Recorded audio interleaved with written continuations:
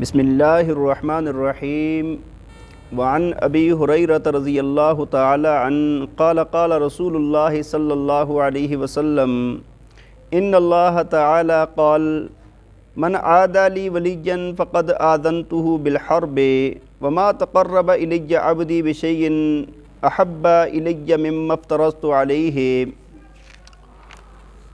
وما يزال عبدي يتقرب إلي بالنوافل حتى أحبه فإذا أحببته كنت سمعه الذي يسمع به وبصره الذي يبصر به ويده التي يبطش بها ورجله التي يمشي بها وإن سألني أعطيته وإن استعاذني لأعيذنه رواه البخاری۔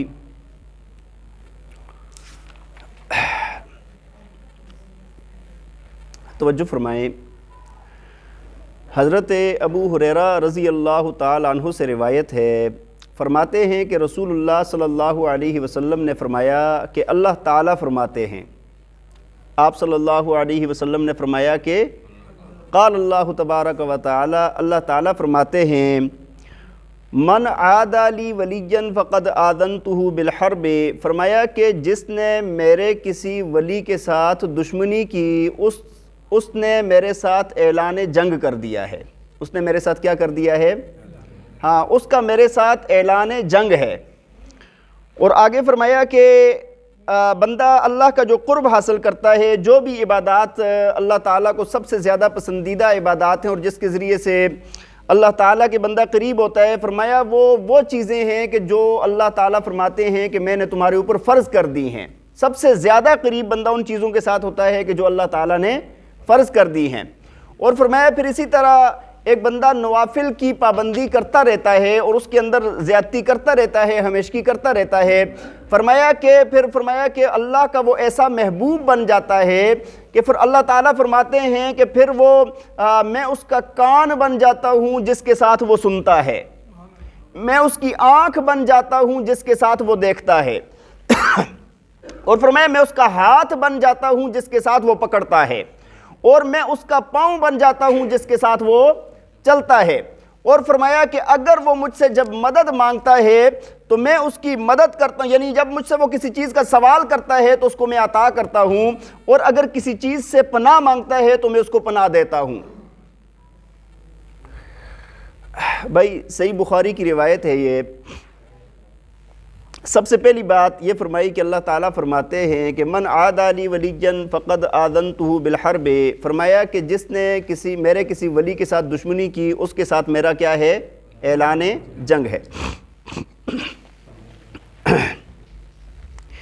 دیکھیں قرآن اور حدیث کے اندر جتنا بھی مجموعہ ہے اس کے اندر صرف دو باتیں ایسی ہیں کہ جن میں اللہ تعالیٰ نے یہ فرمایا ہے کہ میرا اس بندے کے ساتھ کیا ہے؟ اعلان جنگ ہے۔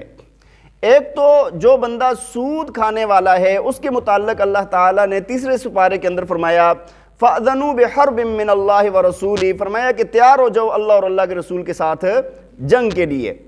اور دوسرا اس حدیث کے اندر اسی روایت کے اندر فرمایا گیا ہے کہ جو بندہ میرے کسی ولی کے ساتھ دشمنی کرے گا، فرمایا کہ اس بندے کے ساتھ بھی میرا اعلان جنگ ہے۔ جو اللہ کے قرب والے لوگ ہوتے ہیں، اللہ کی معیت والے لوگ ہوتے ہیں، ہاں وہ اللہ کے لاڈلے بن جاتے ہیں۔ اگر اب کوئی بندہ ان کے ساتھ اگر چھیڑا چھاڑی کرتا ہے نا تو پھر وہ اللہ تعالیٰ ان کی طرف سے مقابلے میں آ جاتے ہیں۔ بات سمجھ آ رہی ہے کہ نہیں؟ اس وجہ سے بھائی ایک بات میں آپ کو عرض کر دوں، آج یہ جو وقت چل رہا ہے نا، موجودہ دور جو چل رہا ہے، سوشل میڈیا کا دور ہے، اس کے اندر ہر بندے نے کوئی نہ کوئی کام کرنا ہوتا ہے، اور پھر خاص کر جو بزرگ لوگ ہوتے ہیں، اولیاء اللہ ہوتے ہیں، جو گزر چکے ہیں یا دنیا کے اندر موجود ہیں، لوگ ان کا انکار کریں گے، ان کے اوپر الزام لگائیں گے، ان کی برائیاں کریں گے، ان کی غیبت کریں گے، ہاں جی، تو وہ بھائی یہ انسان کی تباہی کے لیے یہی بات بہت زیادہ ہے۔ آج دیکھیں نا کہ امام ابو حنیفہ رحمہ اللہ تعالی علیہ، اللہ تعالیٰ نے کیا مقام اور مرتبہ عطا فرمایا تھا ان کو کہ بڑے بڑے شیوخ جب ان کا نام لیتے ہیں تو وہ کتنے ادب کے ساتھ لیتے ہیں۔ کبھی اگر آپ نے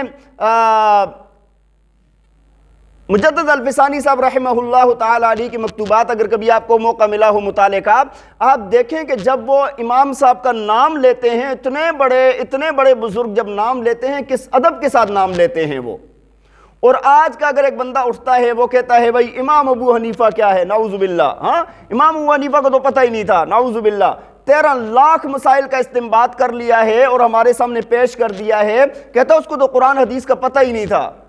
تو یہ جو آج دنیا کے اندر لوگوں کے اوپر عذاب آئے ہوئے ہیں نا، ان میں سے ایک بنیادی وجہ یہ بھی ہے کہ اولیاء اللہ کی بے حرمتی کی جا رہی ہے۔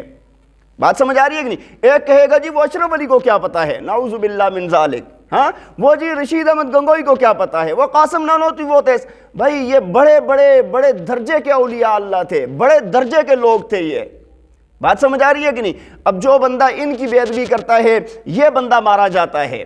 اور پھر اس کے بعد نیچے درجے میں اگر آ جائیں، علماء کی بے ادبی کرنا، علماء کی غیبت کرنا، ان کے اوپر ان کے پیٹھ پیچھے یا سامنے ان کو تکلیف پہنچانا۔ بات سمجھ آ رہی ہے کہ نہیں؟ اس طرح اللہ تعالیٰ نے فرمایا نا کہ انما یخشی اللہ من عبادہ العلماء، فرمایا اللہ سے ڈرنے والے نا سب سے زیادہ جو لوگ ہیں وہ کون ہیں؟ علماء ہیں۔ چونکہ ان کو دینی معلومات ہوتی ہیں، اس وجہ سے وہ چیز سامنے ہوتی ہے، اس وجہ سے وہ اللہ کے ساتھ ان کا تعلق بھی ہوتا ہے، اللہ کا خوف بھی ہوتا ہے۔ ہیں وہ بھی انسان، کمزوریاں بھی ہوں گی۔ تو آج کیا ہو رہا ہے؟ علماء کی بے ادبی تو بہت زیادہ کی جا رہی ہے، ہاں جی، چاہے وہ سیاست میں کے طور پر کی جائے یا جیسے بھی کی جائے۔ ایسے لوگوں کو میں نے دیکھا ہے جو یہ کہتے ہیں یار کہ آج جو جتنا بھی فساد ہے نا یہ ہمارے ملک کے اندر جو بھی ہے نا یہ علماء کی وجہ سے ہے۔ بھائی کیا فساد ہے علماء کی وجہ سے؟ بتائیں نا ذرا، کیا فساد ہے علماء کی وجہ سے؟ بھائی آپ کو، آپ کے بچوں کو قرآن حدیث کی تعلیم دے رہے ہیں اور اپنی ساری استعدادیں وہاں پر استعمال کر رہے ہیں، اور ان کے بدلے میں جو ان کو ملتا ہے اس کے اوپر ان کا گزران بھی نہیں ہے۔ بات سمجھ آ رہی ہے کہ نہیں؟ اور وہ اپنے اوپر مشقت برداشت کرتے ہیں، اپنے بیوی بچوں پر مشقت برداشت کرتے ہیں، سب کچھ کرنے کے بعد وہ ہمیں آ کر دین سکھائیں گے اور ہم کہیں گے کہ انہوں نے برباد کر دیا ہے۔ آج علماء کو اٹھا دیا جائے تو ہمارا دین ہمارے پاس نہیں ہے۔ بات سمجھ آ رہی ہے کہ نہیں؟ یار اتنا فری میں کام کرنے والا کون ملے گا؟ اتنا فری میں کہ جس کو یار کچھ بھی ہم نے نہیں کرنا، کچھ بھی نہیں لین دین کرنا کسی اعتبار سے بھی، یہاں تک کہ زیادہ تر عزت کے ساتھ سلام بھی نہیں کرنا اور پیچھے اس کی غیبت بھی کرنی ہے۔ سب کچھ کرنے کے باوجود وہ ہمیں سکھا رہا ہے، بتا رہا ہے، ہماری دینی رہنمائی کر رہا ہے۔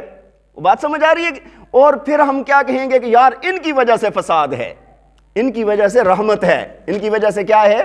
وہ جو میں کہا کرتا ہوں نا، وہ جو احادیث آتی ہے نا کہ بھائی جو لوگوں نے قرآن اس لیے پڑھا کہ بھائی اس سے دنیا کمائیں، تو وہ فرمایا کہ ان کے چہرے پر گوشت نہیں ہوگا، ہڈی ہوگی۔ وہ زمانہ گزر گیا ہے۔ وہ زمانہ کیا ہو گیا ہے؟ وہ زمانہ ایک تھا جب علماء بنتے تھے تو ان کو بہت بڑے وظیفے مقرر ہوتے تھے اور بہت زیادہ ان کی خدمات کی جاتی تھی، بہت زیادہ ان کا خیال رکھا جاتا تھا۔ وہ ایک زمانہ تھا کہ بھائی جو سب سے زیادہ تنخواہیں، سب سے زیادہ وظائف انہی لوگوں کے ہوا کرتے تھے۔ اس وقت تو یہ بات ہو سکتی ہے کہ بھائی یہ لوگ اس لیے پڑھ رہے ہیں کہ تاکہ دنیا کمائیں اس سے، لیکن آج کے دور میں یہ بات بالکل کدھر نظر ہی نہیں آتا، بڑا ڈھونڈنے سے بھی نظر نہیں آتا۔ میں نے قریب جو ہمارے بڑی مساجد ہے نا، بہت بڑی مساجد ہے نا، 25-30 ہزار روپے سے اوپر کسی عالم کی تنخواہ نہیں دیکھی۔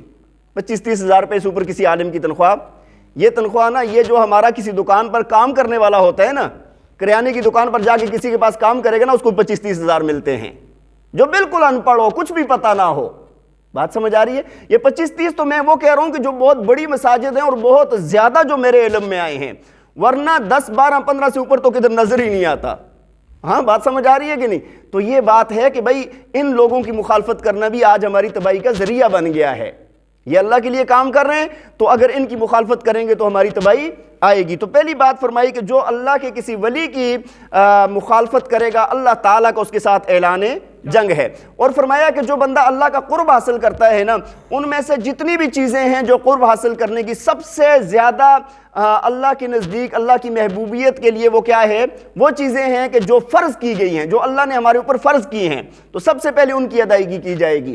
اور پھر اس کے بعد فرمایا ایک بندہ فرائض کا پورا پابند ہے، فرمایا کہ اب یہ نوافل کے اندر اتنا آگے ہے، نفل عبادات ہے، نفل صدقات ہیں، نفل روزے ہیں، اور ہر طرح کی سنتوں کی، استحباب کی، ہر چیز کی پابندی ہے، اور حرام اور مشتبہ چیزوں سے بچنے والا ہے۔ فرمایا کہ اب یہ اللہ کا اتنا قریب ہو جاتا ہے، اللہ تعالیٰ فرماتے ہیں کہ پھر میں اس کی آنکھ بن جاتا ہوں جس سے یہ دیکھتا ہے۔ اس کا کان بن جاتا ہوں جس سے یہ سنتا ہے، اس کا ہاتھ بن جاتا ہوں جس سے یہ پکڑتا ہے، اور اس کا پاؤں بن جاتا ہوں جس سے یہ چلتا ہے۔ اور فرمایا کہ اگر یہ مجھ سے کوئی سوال کرتا ہے تو میں عطا کرتا ہوں، کسی چیز سے پناہ مانگتا ہے تو میں اس کو پناہ دیتا ہوں۔ اتنا اللہ کا قرب مل جاتا ہے۔ کیا مطلب ہے اس کا؟ بھئی بات اس کا آسان سا نا، بہت سارے مطالب بیان کیے گئے ہیں۔ ایک آسان سا مطلب یہ ہے نا، اب اس کا کوئی کام بھی اللہ کی مرضی کے بغیر نہیں، اب یہ ایسے ہی دیکھتا ہے جیسے اللہ چاہتے ہیں، اب یہ ایسے ہی سنتا ہے جیسے اللہ چاہتے ہیں، اب اس کا ہاتھ ادھر ہی جاتا ہے جیسے اللہ چاہتے ہیں، اب اس کا پاؤں ادھر ہی جاتا ہے جیسے اللہ چاہتے ہیں۔